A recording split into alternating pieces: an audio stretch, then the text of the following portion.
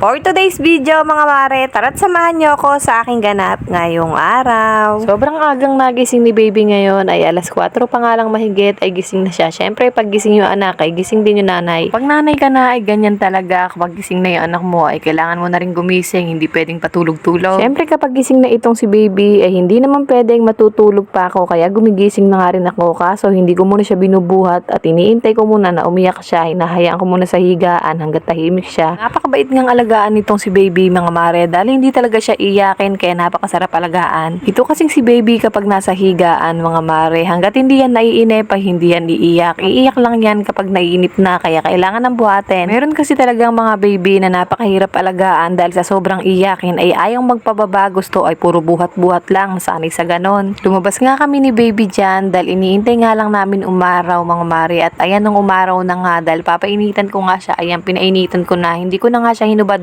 Inangat ko na nga lang yung damit ni baby kaysa hubarin mga mare, at ayan nga pinapainitan ko na nga yung likod niya dahil likod talaga yung importante dyan. Pinapaalis ko nga rin yung medyas ni baby dyan sa Daddy Jason, kaso hindi yata ako narinig kaya hinayaan ko na nga lang dahil siya rin yung taga-video ko sa mga oras na yan. Nung bandang alas 8 naman na mahigit at halos mag-aalas 9 na nga rin mga mare, etong si baby nga ay nagmumuryot, nung pala ay inaantok na. Pero bago ko siya patulugin dyan ay pinaliguan ko na nga muna para mahimbing nga yung tulog niya, at eto nga mahimbing na yung tulog. Nakatulog nga siya agad dyan dahil pagkatapos niyang maligo ay pinadede ko na nga rin. Pagkatapos naman nun, tingnan nyo naman yung kanyang bakuna, namamaga nga at mayroon nga konting nga na kawawa nga itong si baby. Pero sabi sa center ay natural lang daw na ganyan, kaya hindi naman ako nagpapanik dahil sabi nga ay okay lang daw. Fast forward naman na tayo mga mare, kinabukasan nga ay Lunes na kaya may pasok na, kaya eto bandang hapon ay nagplantsa na ako ng uniform ng estudyante ko. Pagkatapos ko naman dyan magplantsa, eto nilinisan ko na nga rin si baby at pinatulog.